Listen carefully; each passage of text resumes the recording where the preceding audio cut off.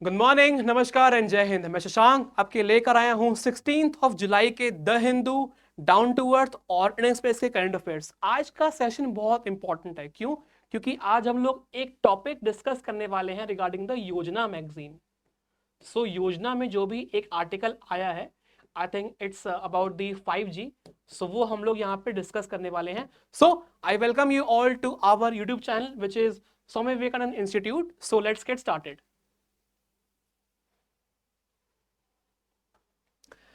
5G cyber security challenge, ये topic Yojana का है आपका। ये आपका GS paper 3 science and tech में टॉपिक आ जाएगा, साइंस एंड टेक। अभी अभी international standard of wireless communication ने क्या कहा है?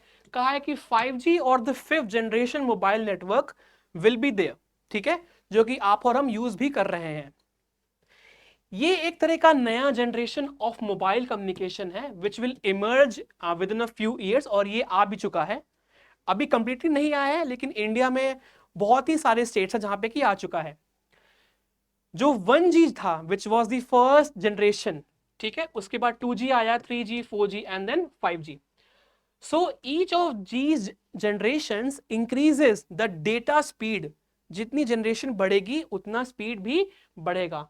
Data transmission speed will increase and it will decrease the latency or the amount of time it takes for data to download the movie or to download the move। ठीक है, now अगर मैं 5G की बात करूं, ये चीज बहुत इंपॉर्टेंट, ध्यान दीजिएगा।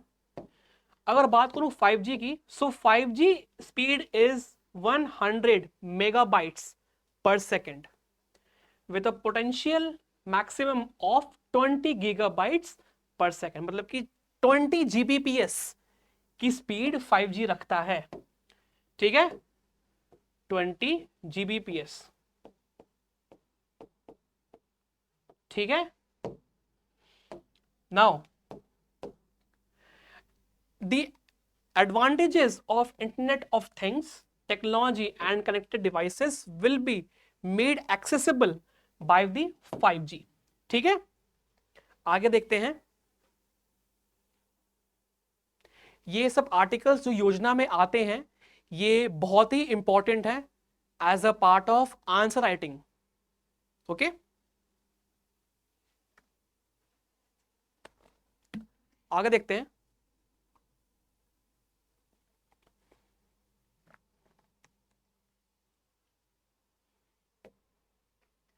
Five G and cyber threat landscape.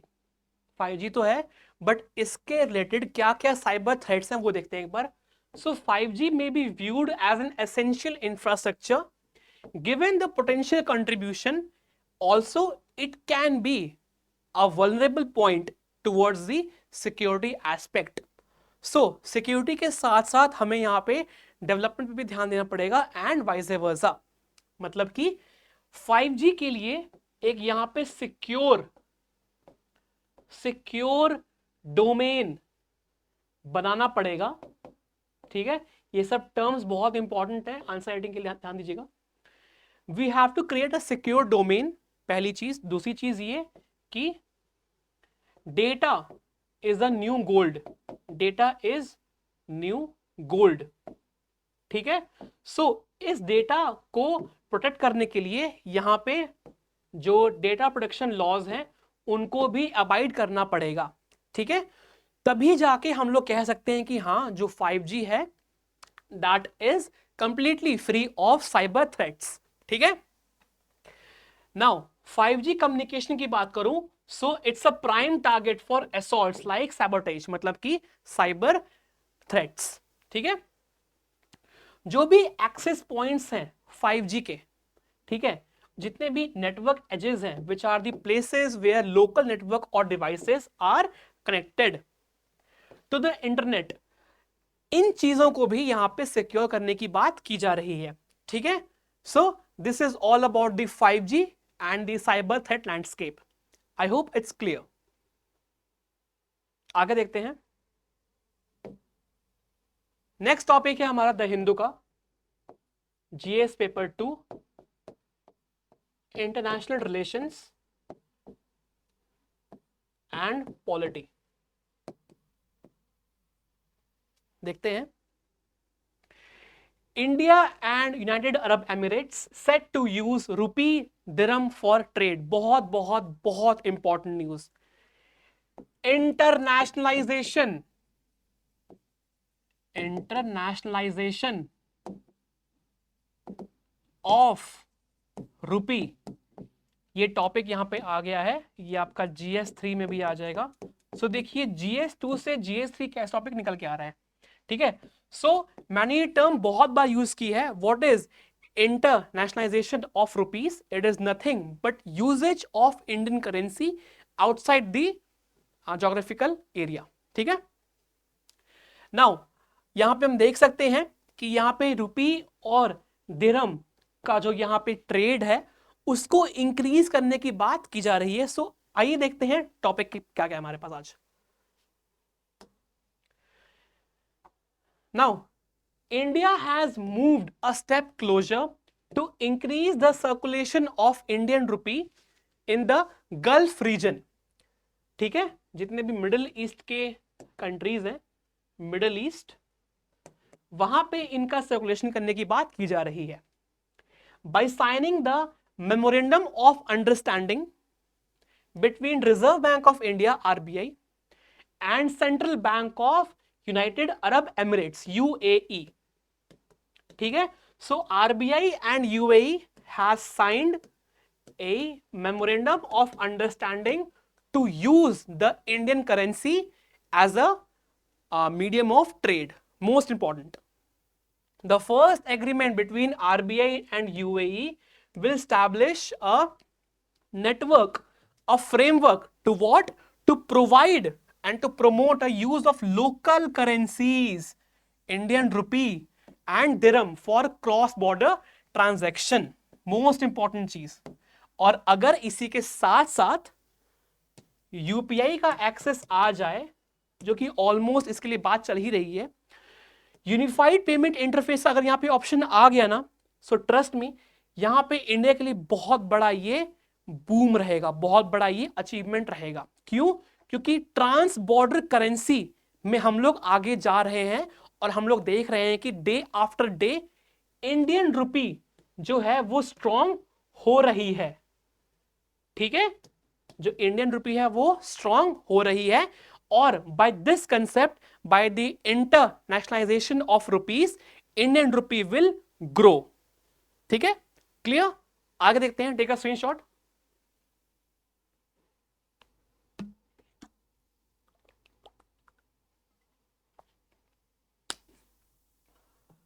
Next देखते हैं। सो ये जो दोनों देश हैं, India and UAE, between the two central banks is aimed at interlinking their payment and messaging system. So payment ही नहीं, यहां पे मैसेजिंग सिस्टम को भी यहां पे इंटर करने की बात की जा रही है, ठीक है। बहुत ही कॉमन टॉपिक दिल्ली फ्लड, ठीक है। GS पेपर 3 एंड 3 में आएगा, हाँ 3 नेचुरल कैलामिटी। नाउ फ्लड तो मतलब कि जो कश्मीरी गेट हो गया, ISBT हो गया, सिविल लाइंस हो गया, बहुत ज्यादा यहाँ पे पानी, मतलब कि पूरा पानी यहां तक भरा हुआ है, शोल्डर लेवल तक, तो मतलब बहुत ही बुरी हालत है। तो ये टॉपिक अभी है, इसमें क्या क्या कंटेंट है वो देखते हैं, ठीक है। सबको पता है, न्यूज रील्स सबने देखी है इंस्टाग्राम पे। सो उसके अलावा इंपॉर्टेंट क्या है वो देखते हैं, ठीक है।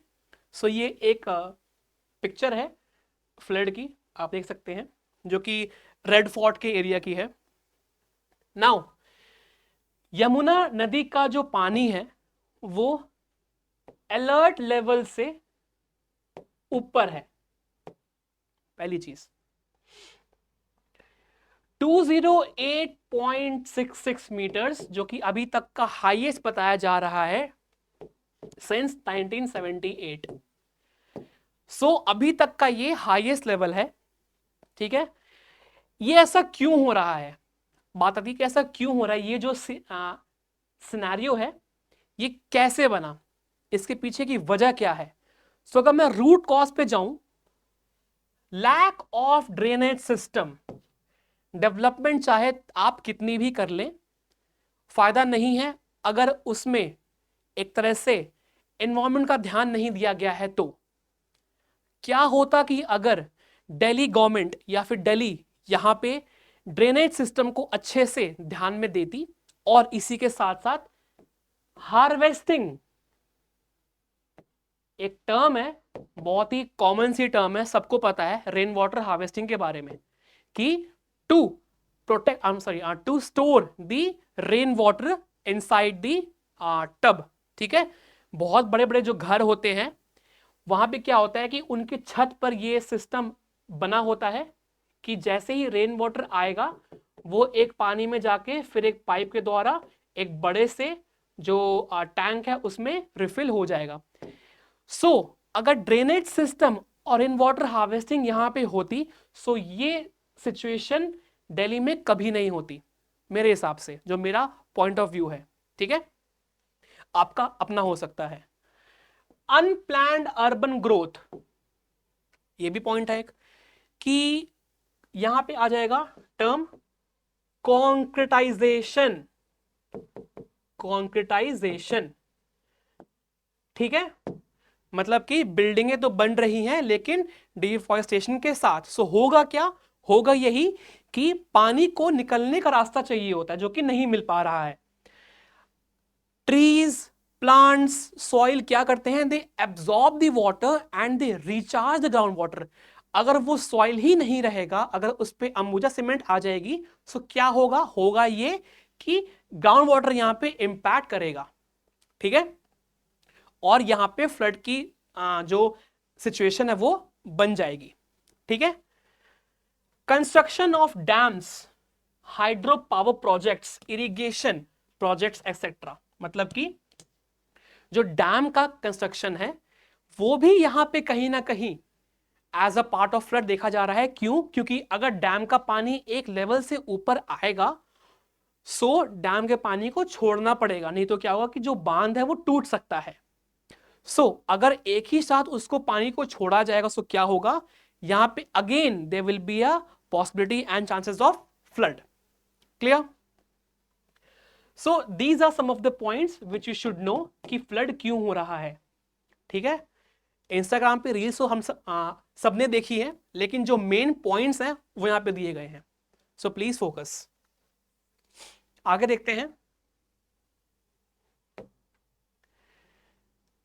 अब फ्लड की बात करूं तो फ्लड यहां पे बहुत टाइप्स के होते हैं। First is your flash flood. Flash flood क्या होता है, caused by the rapid and extensive rainfalls. बहुत ज्यादा रेनफॉल होने के कारण यहां पे जो फ्लैश फ्लड है वो आ जाते हैं।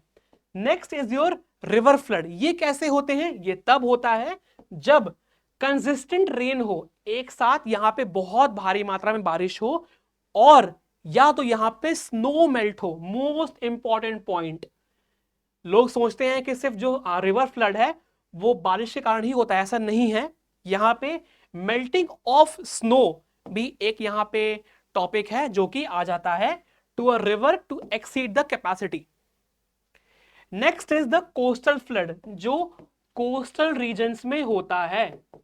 कोस्टल रीजन्स मतलब कि आंध्र प्रदेश, महाराष्ट्र, तमिलनाडु, केरला, ठीक है, जितने भी कोस्टल स्टेट्स हैं, उड़ीसा, ठीक है, जितने भी कोस्टल स्टेट्स हैं, इनमें यहां पे कोस्टल आने की बात की जा रही है। नाउ इसको कैसे रोका जाए, एक टर्म आता है एम्बैंकमेंट।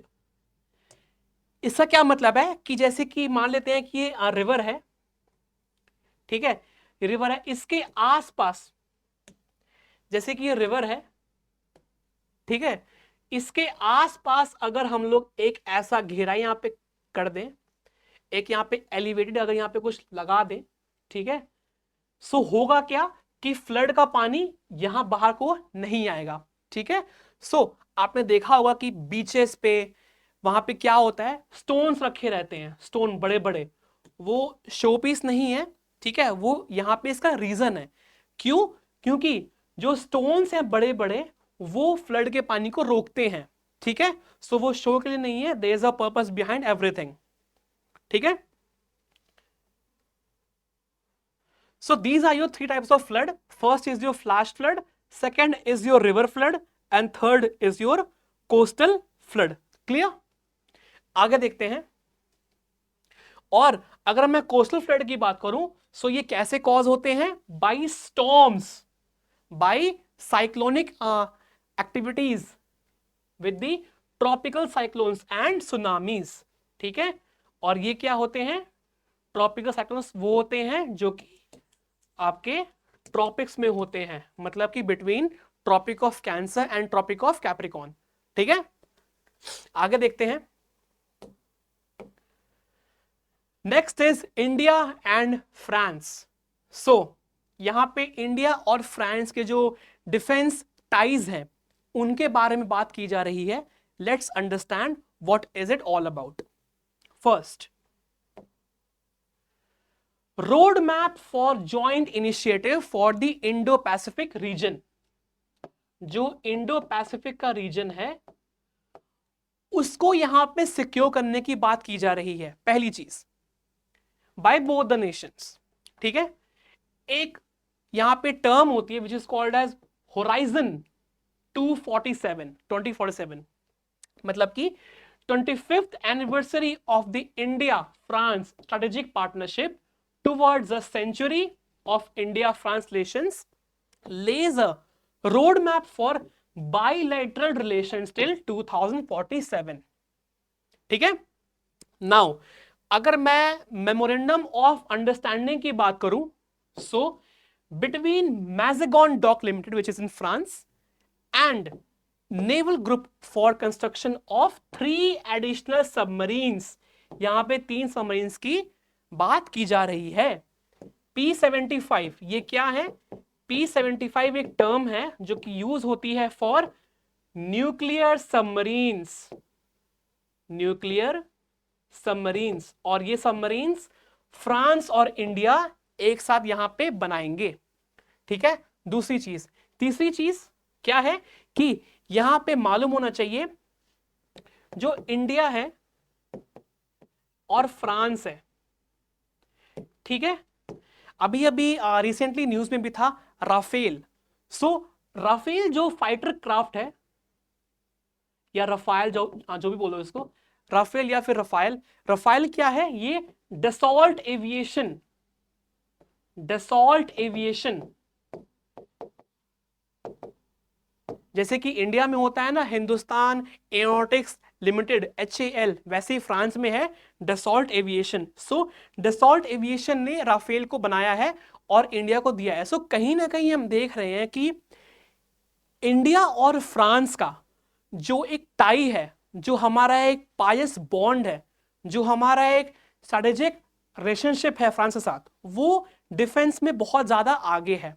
चाहे वो सबमरीन हो, चाहे वो फाइटर क्राफ्ट्स हो, चाहे वो आर्म्स एंड एमुनेशन हो, हमेशा फ्रांस ने इंडिया का सपोर्ट किया है, ठीक है।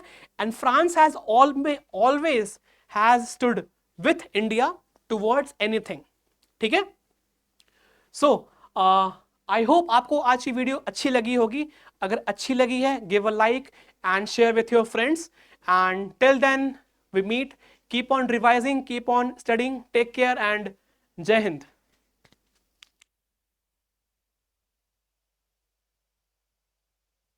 गुड मॉर्निंग, नमस्कार एंड जय हिंद। मैं शशांक आपके लेकर आया हूँ 16 जुलाई के the Hindu down to earth और इंडियन स्पेस के करंट अफेयर।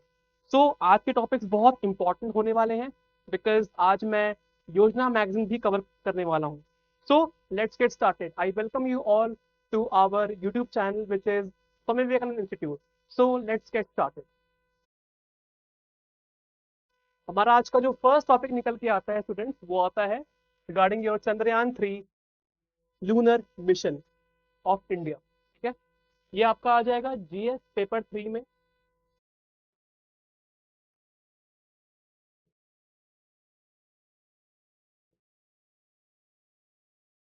ये आ जाएगा आपका GS पेपर 3 में which is your science and tech, science ठीक है, तो देखते हैं टॉपिक के बारे में क्या है now.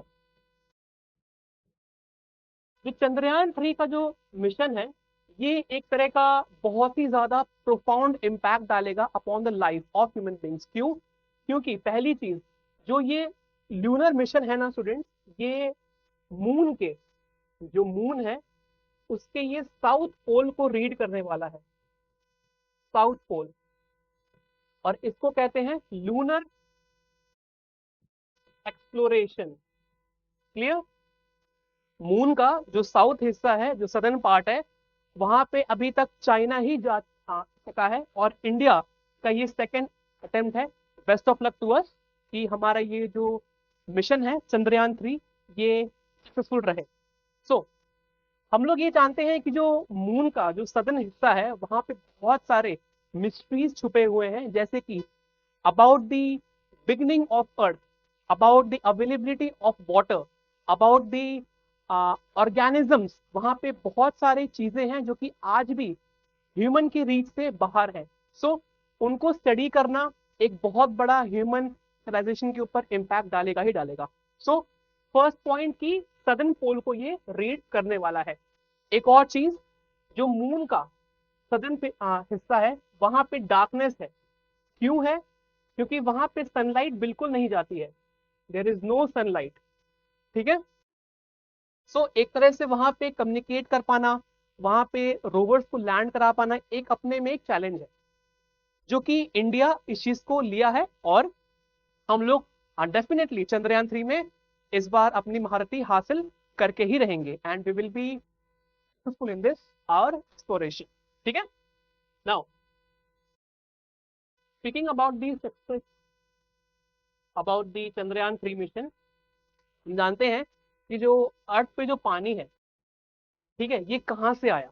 So the planet that collided with earth came from the outer solar system, delivered large quantities of water to earth। जो अर्थ पे पानी आया ना, वो कहाँ से आया? Millions of billions and trillions of years पहले, जब अर्थ कोलाइड की थी with the other solar system planets, तो वहां पे क्या हुआ था कि वहां पे अर्थ पे बहुत सारा पानी आया था। ठीक है, और इसी को बोलते हैं हम लोग आइस एज। उस समय आइस एज था। ठीक है, और जैसे जैसे ग्लोबल वार्मिंग होती रही, ये आइस मेल्ट होते गया, and that's how the oceans were made.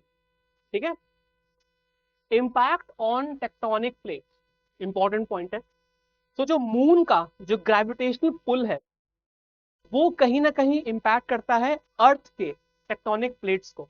ठीक है, मून का जो पुल है वो कहीं ना कहीं ग्रेविटेशनल पुल को भी, जो अर्थ का है, वहां पे सिग्निफाई करता है। ठीक है, सो अगर क्वेश्चन आए कि tectonic plates have some significance and have some impact by the moon's gravity, so yes, this statement is true in nature. ठीक है, impact of moon's gravitational pull, ये देखते हैं। सो जो मून का ग्रेविटेशनल पुल है वो हेल्प करता है to transport heat away from the equator towards the pole. Most important point, जो मून का ग्रेविटेशनल पुल है वो इक्वेटर से, जो अर्थ की इक्वेटर है, उससे हीट लेकर और पोल्स की तरफ वो फेंकता है। ठीक है, clear? And this shapes the earth climate. Most important, moon का प्रेजेंस अर्थ के क्लाइमेट के लिए बहुत बहुत ज्यादा ही इंपॉर्टेंट है। ठीक है, सो हमने क्या पढ़ा? हमने ये पढ़ा कि जो अर्थ का इक्वेटर है वहां पे कितनी ज्यादा हीट होती है। क्यों? क्योंकि that is directly under the impact of sun rays. Now वहां पे जब हीट एक्यूमुलेट होती है, अब हीट को ट्रांसफर कैसे किया जाए, हीट ट्रैवल कैसे होगी? So by the gravitational pull of the moon, that heat is being transferred from the equator to the poles, मतलब कि इक्वेटर से पोल्स की तरफ वो हीट जाती है। Clear? Now impact on earth rotation, most important point, जो अर्थ का रोटेशन है ऑन इट्स एक्सिस, मतलब कि जैसे कि ये अर्थ है, ठीक है, ये हो गया नॉर्मल, ठीक है, और ये हो गया इसका एक्सिस, मतलब earth revolves at its axis. सो जो ये एक्सिस पे जो रोटेशन हो रहा है, ये कैसे हो रहा है? Because of the impact of moon. ठीक है, सो मून जो है ये स्टेबलाइज करता है अर्थ के रोटेशन को on its axis. Most important point, जो मून है वो अर्थ रोटेशन को यहाँ पे सिग्निफाई करता है, यहाँ पे ये डिफाइन करता है। ठीक है, अगर एग्जाम में क्वेश्चन आए कि क्या अर्थ का रोटेशन मून के इम्पैक्ट पे है, या क्या कोई भी सिग्निफिकेंस होता है अगर मून की बात की जाए, तो सो हाँ, मून का बहुत बड़ा एक रोल है on the earth rotation on its axis. मतलब कि एक्सिस पे जो अर्थ घूमती है उस पे बहुत बड़ा इम्पैक्ट है मून का और उसकी ग्रेविटेशनल पुल का। Clear? Now by slowing the earth rotation on its axis, मतलब कि किस स्पीड पे, ज्यादा तेज भी नहीं ज्यादा स्लो भी नहीं, एक पर्टिकुलर स्पीड को मेंटेन करते हुए जो रोटेशन होती है ऑन इट्स एक्सिस, वो डिफाइन करता है by the gravitational pull of the moon. ठीक है, और एक और चीज, जो मून है वो एक हमारा नेचुरल सैटेलाइट है ऑफ अर्थ। ठीक है, this is a natural satellite, ये पता होना चाहिए आप लोग को, ऑफ अर्थ। ठीक है, इतना क्लियर है? नेक्स्ट देखते हैं।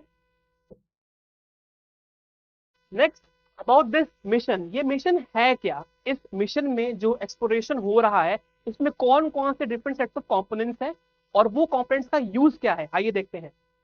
तो the rocket will be a throttle able engine that will power the ISRO Chandrayaan 3 mission. पहली चीज, एक इक्विपमेंट है जिसका नाम है लेजर डॉपलर वेलोसिमीटर। लेजर डॉपलर वेलोसिमीटर, जिसको हम लोग बोलते हैं शॉर्ट में LDV. LDV, clear? Now this will also be added to it up to 100 kilometre of lunar orbit. ठीक है, और इसी के साथ साथ जो लैंडर और रोवर है, ठीक है, जो लैंडर और रोवर है ये दोनों इक्विपमेंट हैं स्पेस क्राफ्ट के। ठीक है, लैंडर और रोवर की बात की जाए तो यहाँ पे एक डिवाइस है which is called as the spectropolarimetry of habitable planet Earth, shape SHAPE। ठीक है, ये क्या यहाँ पे करता है, ये बेसिकली एक प्रोपल्शन मॉड्यूल है। अगर पूछा जाए कि ये क्या है, तो ये प्रोपल्शन मॉड्यूल है। ये काम कब आता है, जब एक बार स्पेसक्राफ्ट जब अपने ऑर्बिट में आ जाए, क्योंकि क्या होता है कि एक बार स्पेसक्राफ्ट ऑर्बिट में आने के बाद जो उसके रॉकेट बूस्टर्स हैं वो तो अलग हो जाते हैं, तो इसके बाद उसको थ्रस्ट कैसे मिलती है, by this equipment which is the SHAPE, full form यहाँ पे दिया हुआ है, देखिएगा। प्रोपल्शन मॉडल कहते हैं इसको। ठीक है, प्रोपल्शन मॉडल कहते हैं इसको। नाउ नेक्स्ट, अगर मैं लैंडर की बात करूं, लैंडर यहाँ पे क्या है, तो लैंगवेर प्रोब यहाँ पे एक तरह का डिवाइस है जो कि कैलकुलेट करेगा कितनी डेंसिटी है प्लाज्मा की। It will calculate the plasma density और इट्स चेंजेस। ठीक है, इसी के साथ साथ मून पे जो थर्मल कंडक्टिविटी है वो कैसे मेजर होगी, by the device which is called as CHASCE। Students, ये सब टर्म्स बहुत इंपॉर्टेंट है, to be very honest with you. Exam में ये क्वेश्चन डायरेक्टली आ सकता है कि ये कंपोनेंट का यूज क्या है, तो please pay attention. Chandra's surface thermophysical experiment which is called as CHASCE। ठीक है, to measure the thermal conductivity and temperature of the moon. ये एक ऐसा इंस्ट्रूमेंट है फॉर लूनर सिस्मिक एक्टिविटी। मतलब कि जैसे कि अर्थ है ना, अर्थ की बात की जाए तो अर्थ में भी सिस्मिक एक्टिविटी होती ही होती है, आपको मालूम है। ठीक है, सिमिलरली वैसे ही मून पे क्या होता है, मून पे भी सिस्मिक एक्टिविटीज होती हैं। ठीक है, और इसको मेजर कैसे किया जाएगा, by this device which is called as ILSA, stands for instrument for lunar seismic activity, ILSA। Important term है, ध्यान दीजिएगा। ठीक है, अच्छा, इसी के साथ में अगर रोवर की बात करूं, रोवर, ठीक है, रोवर एक ऐसा डिवाइस है जो कि मैन्यूवर किया जाएगा फ्रॉम अर्थ टू मून। क्या मतलब हुआ, एक यहाँ पे रेडियो कंट्रोल्ड एक डिवाइस होगा जो कि चलेगा on the surface of moon और वहां पे साइंटिफिक एक्सप्लोरेशन वो करेगा, ताकि जो जो वहां पे मिस्ट्रीज है उसको सॉल्व किया जाए, और जो भी वहां पे टेस्ट है उनको किया जाए। ठीक है, तो वहां पे रोवर का यूज होता है। अब रोवर के बारे में बात करूं मैं आपसे अगर, तो यहाँ पे एक डिवाइस है रोवर में, which is called as APXS, बहुत इंपॉर्टेंट है ये, which is called as alpha particle X ray spectrometer. ठीक है, and laser induce breakdown spectroscope which is LIBS। तो APXS and LIBS,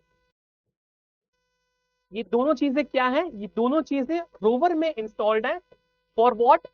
for elemental composition in the landing site. ठीक है, landing site पे क्या क्या कॉम्पोजिशन है मून का, उसको रीड आउट करने के लिए ये दोनों यहाँ पे डिवाइसेस को इंस्टॉल किया गया है। क्लियर? ठीक है, आगे देखते हैं।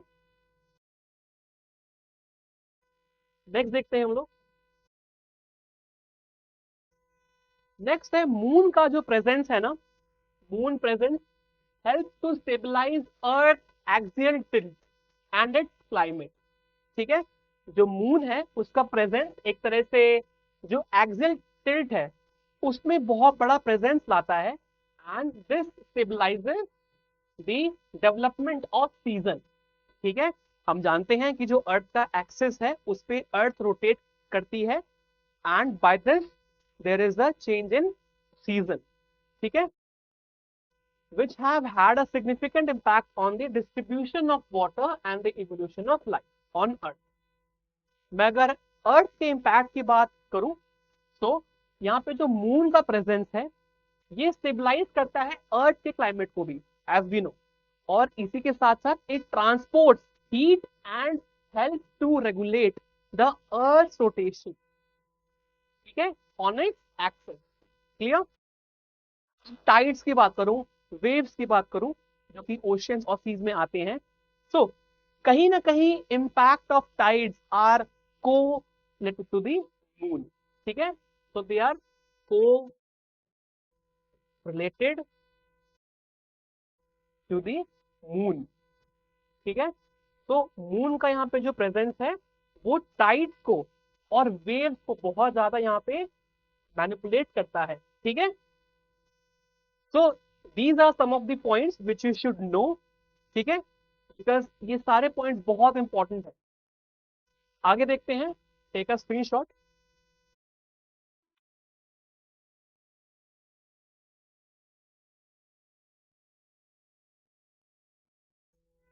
नेक्स्ट देखते हैं।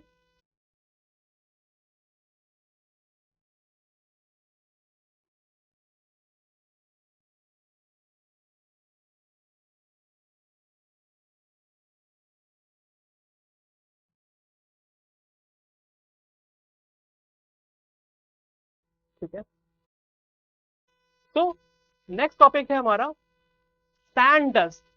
सैंड डस्ट क्या है और टॉर्म क्या है, ध्यान दीजिएगा।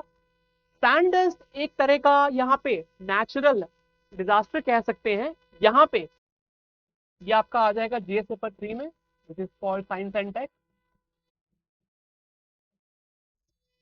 ठीक है, सो ये एक तरह का कॉमन मेट्रोलॉजिकल हैजार्ड है जो कि होता है arid and semi arid region में, मतलब कि मिडल ईस्ट, UAE, ठीक है, कतर, इजिप्ट, जितने भी मिडिल ईस्ट के कंट्री हैं उनमें ये चीज होती है। ठीक है, नाउ हमेशा ध्यान दीजिएगा, it usually occurs and cause किससे होता है, thunder storm, strong pressure gradients with cyclone. ठीक है, which increases the wind speed over a wide area, or these strong winds lift large amounts of sand and dust from the bare dry soil into the atmosphere। ठीक है, अगर impact की बात करूं मैं, ठीक है, अगर मैं इम्पैक्ट की बात करूं तो इसका इम्पैक्ट क्या होता है। अगर मैं वेदर की बात करूं तो dust particle act as a condensation nuclei, important term, condensation of nuclei for cloud formation. ठीक है, क्या मतलब हुआ कि जो डस्ट पार्टिकल्स हैं उनको उनकी हेल्प से क्लाउड फॉर्मेशन होता है, पहली बात। दूसरी बात, and it affects the amount of location of precipitation. Most important, dust से क्या क्या होता है देखिए. फर्स्ट पॉइंट की it helps in the formation of cloud. दूसरी चीज it helps in the formation and precipitation in the particular location. ठीक है. तो बारिश का होना और बादलों का बनना डिपेंड करता है किस पे, on the sand and storm. ठीक है. नाउ मैं अगर एयरबॉर्न डस्ट की बात करूं तो it function in a manner similar to the green house effect. ठीक है. Which affects the energy reaching the earth surface. ठीक है. तो ये है about your sand and dust storms. आगे देखते हैं. Take a screenshot.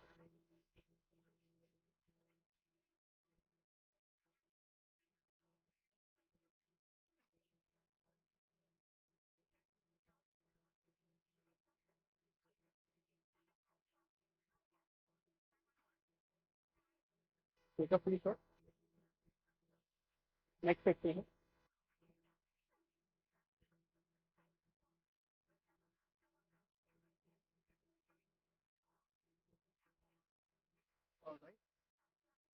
तो नेक्स्ट है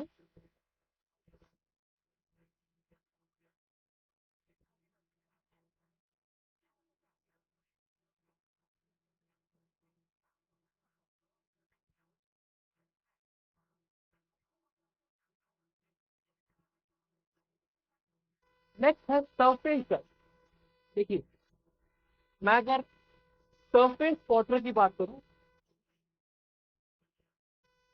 सरफेस वाटर क्या होता है, किसी भी लोकेशन पे अगर पॉन्ड, लेक या कोई भी वाटर बॉडी हो और उसके सरफेस मतलब कि उसके ऊपर के लेयर पे अगर डस्ट पार्टिकल्स आ जाए,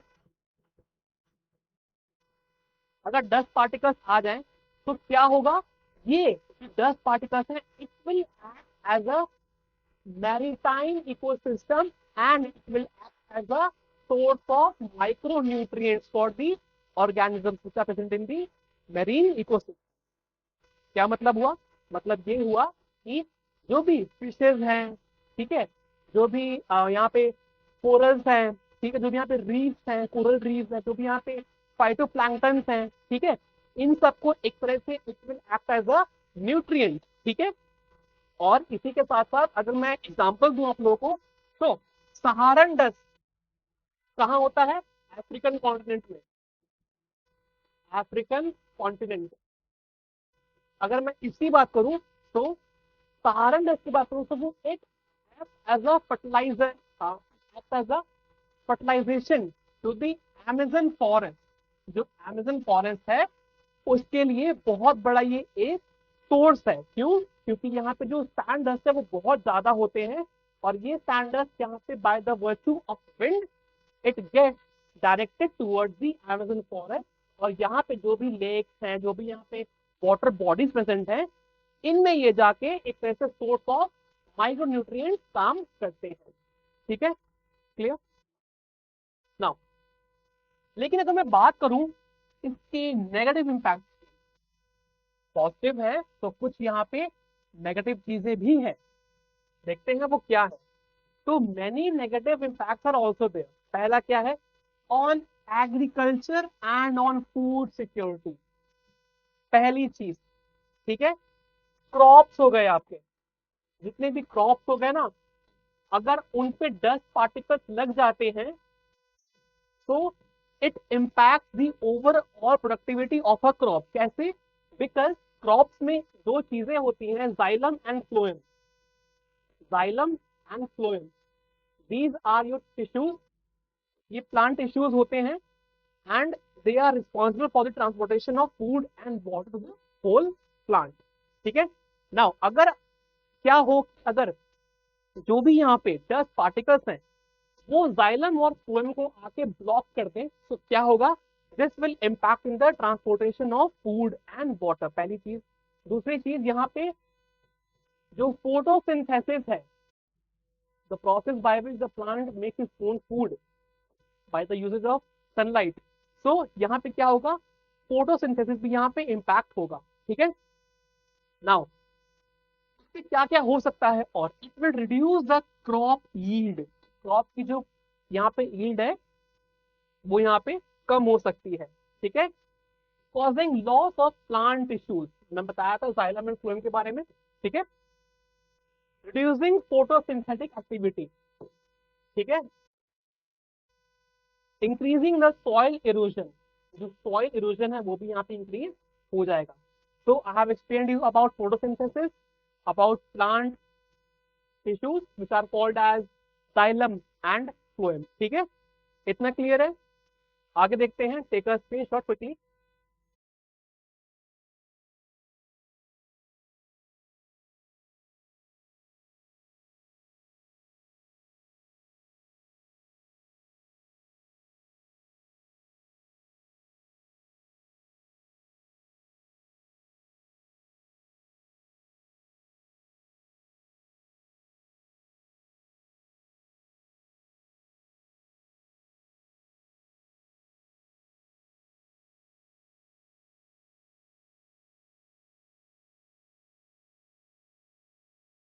नेक्स्ट देखते हैं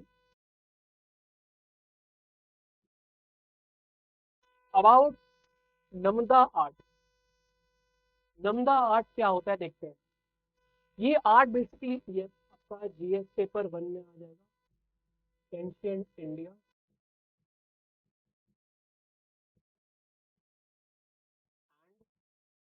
art and culture, art and culture, ठीक है। नाउ अगर नमदा आर्ट की बात करूं तो ये ट्रेडिशनल कश्मीरी क्राफ्ट है, ये कश्मीर से आ रहा है क्राफ्ट। ये इन्वॉल्व करता है in creating a felted carpet, जो कालीन होती है ना कारपेट, उन पे कुछ ऐसी कारीगरी की जाती है, देखिए फोटो दिया हुआ है, तो कुछ ऐसा यहाँ पे ड्रॉ किया होता है।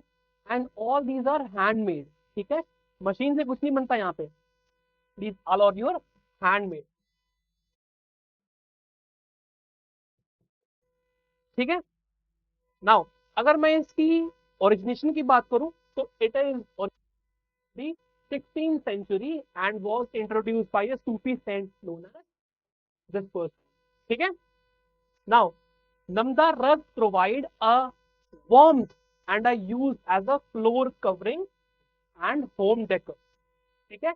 तो अगर नमदा आर्ट के बारे में आए कि Namda art is to who what, so it is linked to the Kashmiri craft, ठीक है। It's a traditional Kashmiri art जो कि किससे बनती है, शीप की वूल से बनती है, भेड़ होती है ना, उनका जो ऊन होता है उनसे बनती है ये। और एक तरह से ये हैंड एम्ब्रॉयडरी है, यहाँ पे मशीन का यूज नहीं होता, these all are your handmade. तो कितना अच्छा है, मतलब जो इंडिया का जो डाइवर्सिफिकेशन है, जो आर्ट है, जो कल्चर है, हाँ, हमारे हिंदुस्तान का, वो कितना ज्यादा बड़ा है। और अगर हम इस चीज को यूज करें तो हम लोग इस चीज को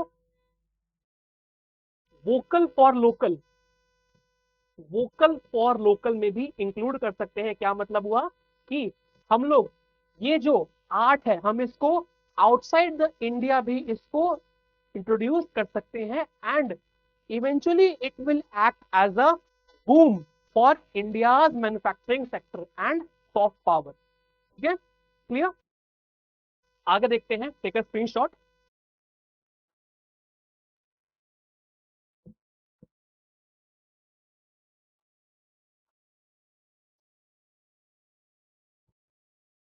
नेक्स्ट देखते हैं,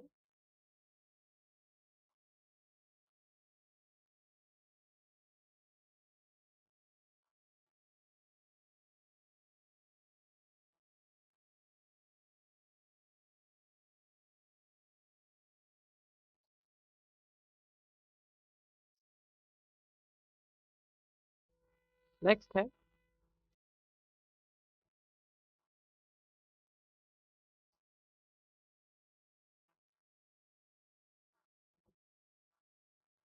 नंदा आर्ट की बात करूं तो ये एक तरह का डाइंग क्राफ्ट है, जहाँ पे कि जो वुल है उसको एक तरह से डाई किया जाता है, ठीक है। And it is part of skill India project, इतनी बड़ी बात देखिए, ठीक है, कि इस चीज को स्किल इंडिया प्रोजेक्ट में इंक्लूड किया गया है, और इसको अंडर प्रधानमंत्री कौशल विकास योजना में भी इंक्लूड किया गया है। मतलब कि वो दिन दूर नहीं है कि ये जो आर्ट है ये आउटसाइड ऑफ इंडिया भी फ्लरिश करेगा, और ये इंडिया के लिए बहुत बड़ी बात है। ठीक है, now nearly 2200 candidates from 6 districts of Jammu and Kashmir have received training in this traditional art form. Clear? अगर इस मैं बात करूं प्रोजेक्ट की, तो project has implemented in the collaboration with local industry partners showcases the power of public-private partnerships in driving skill development and economic growth. मतलब कि देखिए, हर चीज गवर्नमेंट नहीं कर सकती है, हर चीज यहाँ पे गवर्नमेंट नहीं कर सकती। यहाँ पे अगर गवर्नमेंट प्लस प्राइवेट पार्टनरशिप होगा तो ही जाके यहाँ पे it will act as a economic boost, economic boost. ठीक है, सो ये जो प्रोजेक्ट है this will come under the skill India, first point. दूसरी चीज यहाँ पे क्या है कि इस चीज में जो प्राइवेट पार्टनरशिप है वो भी इंक्लूड किया जाएगा, और ये जो चीज है ये बहुत आगे आएगी। ठीक है, नोट कीजिएगा, फिर आगे बढ़ते हैं।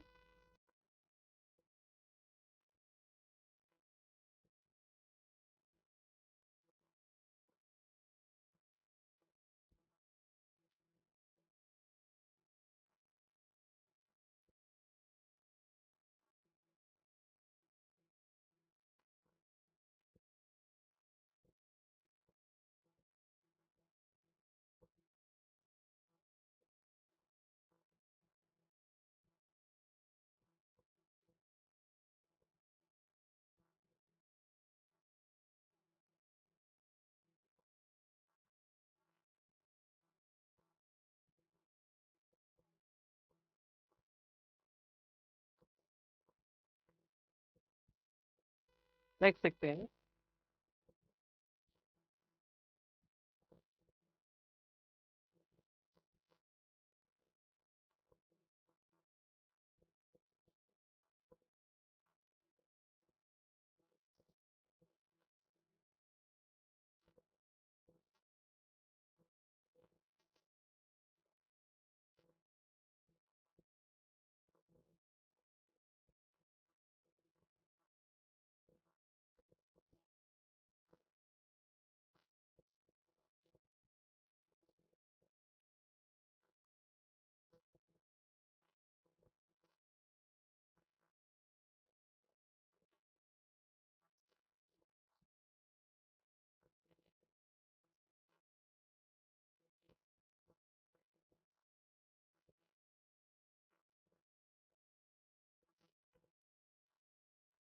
नेक्स्ट देखते हैं।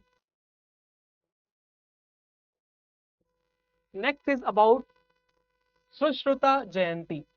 ठीक है, so the great saint Sushruta, he was known for the field of medicine. ठीक है, और इनको ऑफनली कहा जाता है the father of surgery, most important point. ठीक है, तो जो सुश्रुता जी हैं उनको फादर ऑफ सर्जरी भी कहा जाता है। ठीक है, एंड इन्होंने ही एक तरह से एंशियंट टेक्स्ट को भी दिया है which is based on plastic surgery, most important. ठीक है, सो मैं अगर इनकी बात करूं तो सुश्रुता जो थे वो 800 बीसी में की बात है। ये is the listed author of the Sushruta Samhita, most important.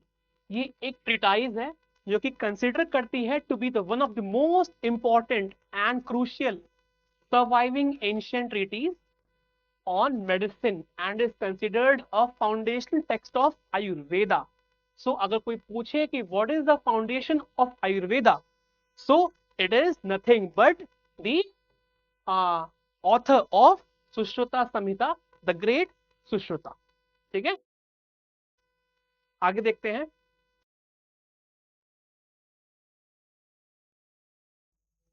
Next is India France relationship. So recently हमारे honourable prime minister of India Shri Narendra Modi ji को अवार्ड दिया गया है फ्रांस के द्वारा। जो इमैनुअल मैक्रोन है वहां के प्रेसिडेंट, उन्होंने दिया है अवार्ड। देखते हैं क्या है। The guest of honour, guest of honour at France's Bastille Day parade in Paris was there, and this visit coincides with 25 years of strategic partnership with France. ठीक है, और फ्रांस की बात करूं, सो France second largest defence supplier है India का, ठीक है, बिटवीन 2017 एंड 2021. ओके, मैं अगर दोनों कंट्रीज के रिलेशनशिप की बात करूं, so both the countries share a particular vision about foreign policy, about the security in the Indo Pacific region. ठीक है, and both the countries are looking forward to be a multipolar world. ठीक है, multipolar world. ठीक है, next देखते हैं.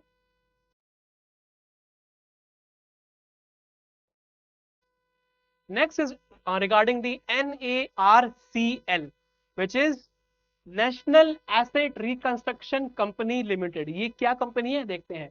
सो मान लेते हैं कि कोई भी एसेट है गवर्नमेंट ऑफ इंडिया का, जैसे कि कोई भी बिल्डिंग है, ठीक है, बिल्डिंग है कोई भी, वो ऐसे ही पड़ी हुई है, पड़ी मतलब कि उसमें कोई कंस्ट्रक्शन नहीं है.